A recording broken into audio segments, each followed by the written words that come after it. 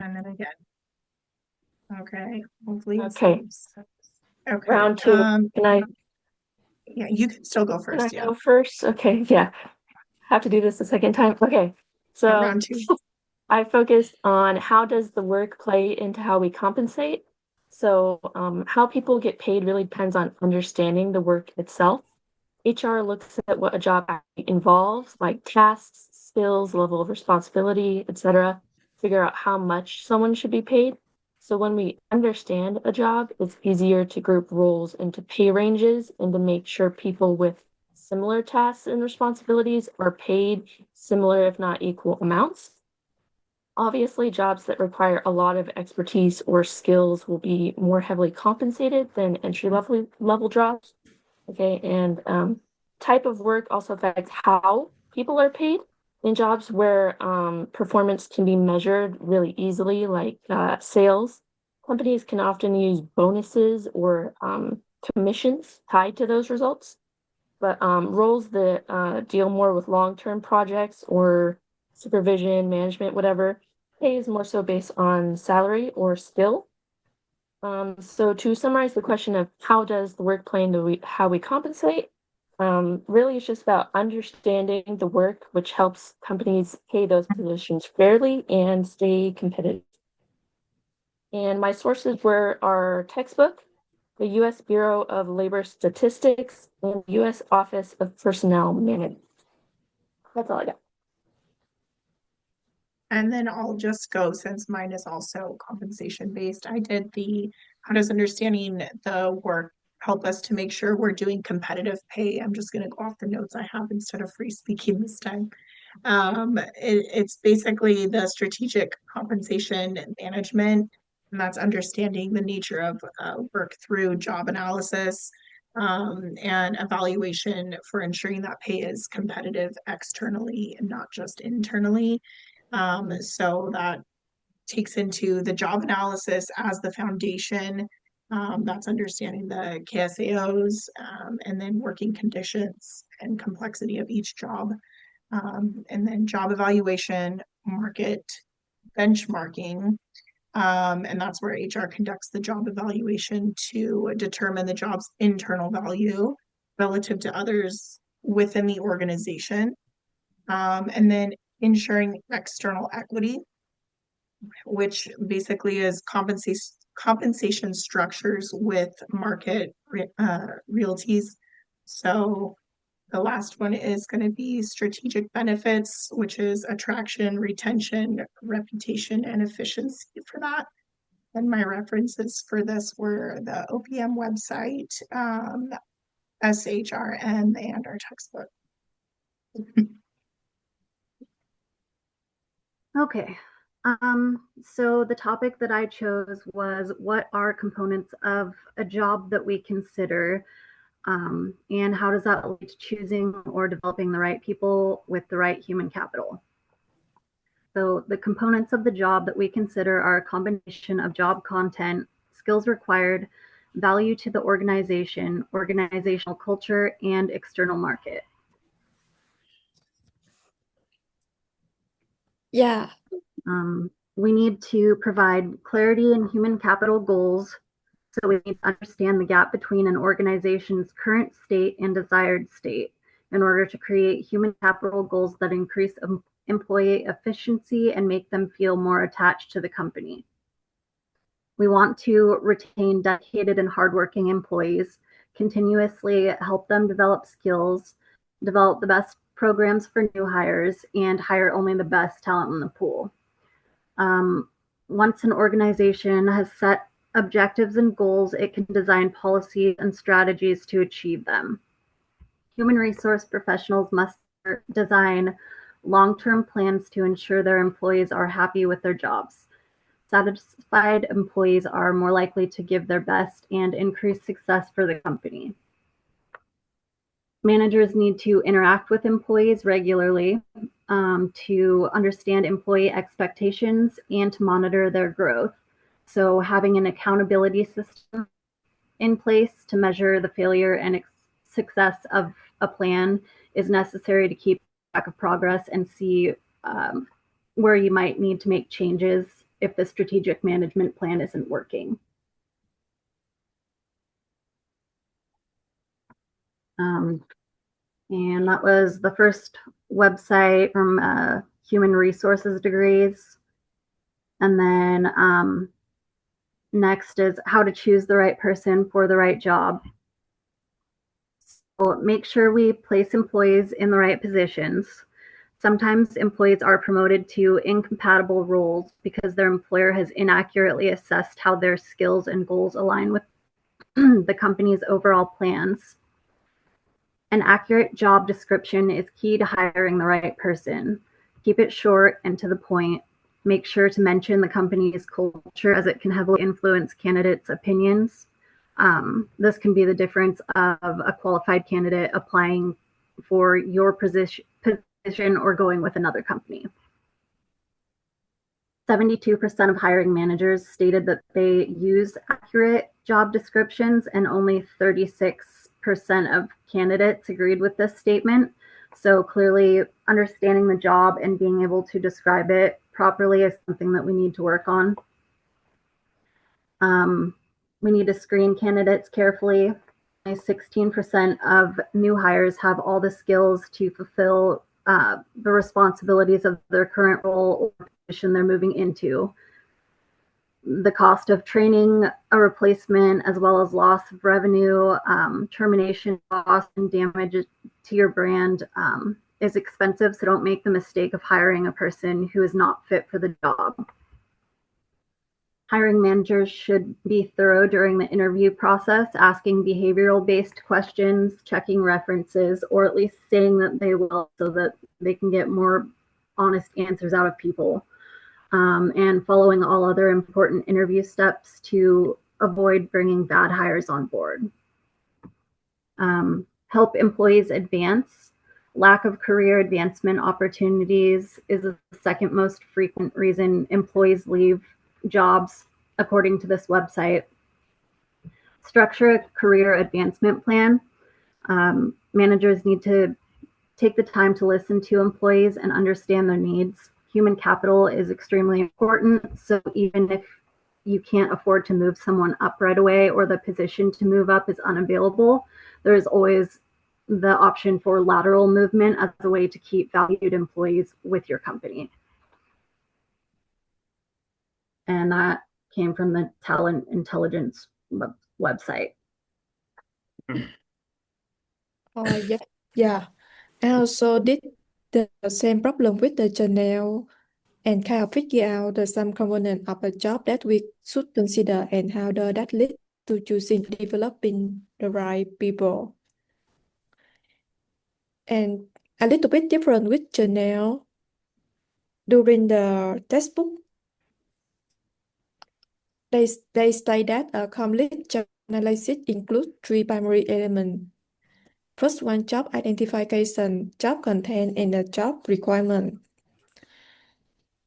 And after my research go over the different university, they saw that the job identification give us the position, title, department, and the reporting relationship, which help locate the job within the organization structure. And the job content go deeper, the detail of the major duty, task, and the responsibility that make up the work itself. And for the job requirement, outline the knowledge, skill, ability, and the other characteristics, often called KSARs, that the employee must possess to perform the job successfully. Now, when we translate this information into practice, these components become a roadmap for the total management. They guide recruitment for clarifying exactly what qualifications are needed, and they also set training development.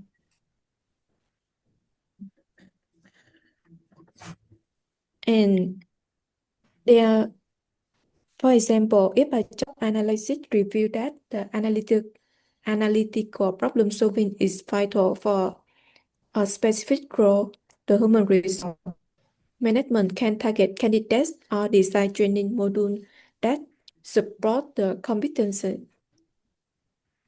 And besides over textbook, we could see that emphasize that align people with jobs beyond this component helps improve both organizational productivity and employee satisfaction, and they ensure that the performance management, promotion, and event-based decisions are grounded in objective data about what the job truly requires. Yeah, just a little bit information about the component and how they develop in drive people. That was a good job. Yeah, I liked all the points you made. Does anybody mind if I go next? If no one's currently. No, go ahead. Okay, so I researched why understanding work and jobs is so important when we use pay for performance systems. I think that if we don't fully understand the job, we risk of setting goals and performance standards that aren't really realistic or fair to our employees. And according to expectancy theory, which is in our textbook, employees need to believe that their effort will pay off and lead to rewards. And that depends on the goals making sense for their actual work. Also, equity theory tells us that fairness is key. So, and if employees think the system isn't equitable, all their motivation just drops. So, if people, I'm sure someone said it in the last meeting, if people aren't doing the same or someone gets paid higher for less work. And finally, from a legal standpoint, having a well-defined job-based performance standard protects companies against discrimination claims and ensures compensation aligns with their business needs. So I think that understanding the job thoroughly is foundational to making pay for performance effective and highly motivating for their company and their employees in general. And I got my research from our textbook and the Human Resources Degree website. Nice job. Okay, I'll go ahead and go next then, since mine's also the same topic. It's just about pay performance, as y'all know already now. Let's see here. So yeah, when it comes to pay performance, you just have to make sure to use job analysis, job evaluation, and job pricing to identify an estimated value that is placed on each job or position. It's important to understand that different people may add a different amount of value to a company, even having the same title or being in the same department. These concepts can help put a monetary value onto the task, leaving people with a set salary. And then, depending on the work environment and personal factors, it can be essential to also compensate in different ways in addition to that salary. High compensation in different forms leads to high motivation, and using motivational tactics from expectancy theory helps to measure different factors to make sure that everything is being done fairly. There's also equity theory, which causes one to take an internal look to see if compensation is perceived as fair, leading to one losing motivation if they're not being perceived as equal, if their rewards are not being perceived as equal. And then, according to this article I found, it says that let me see here, sorry. The goal for pay for performance systems are to encourage people to join the organization, motivating employees to give their best effort, and motivating employees to stay within the organization. And so all these reasons are pretty much just motivating individuals to stay loyal to that organization or company. These strategies help keep high valued companies in and make sure that people are, putting their best foot out there and getting paid for, a good amount of work. They're making sure to work for that compensation. One has to know the ins and outs of a job in order to pay for performance in the first place. Not doing job analysis and evaluating the task beforehand and even afterwards can lead failed attempt of the pay for performance strategy. According to this article named according to the pay for performance, how it works and why it matters, being unsuccessful in this can lead to work morale, competition between employees, and encouraging the wrong behavior, all leading to people feeling unmotivated at work. And then, which would lead to a high turnover system and rate, and leading to just people not really doing their job or wanting to do their job. So at that point, regardless of how much you try to compensate in other ways, if they aren't being paid successfully to what matters and what they value, it wouldn't really make a difference. Having a solid base pay plus incentives, bonuses, and benefits is what is essential.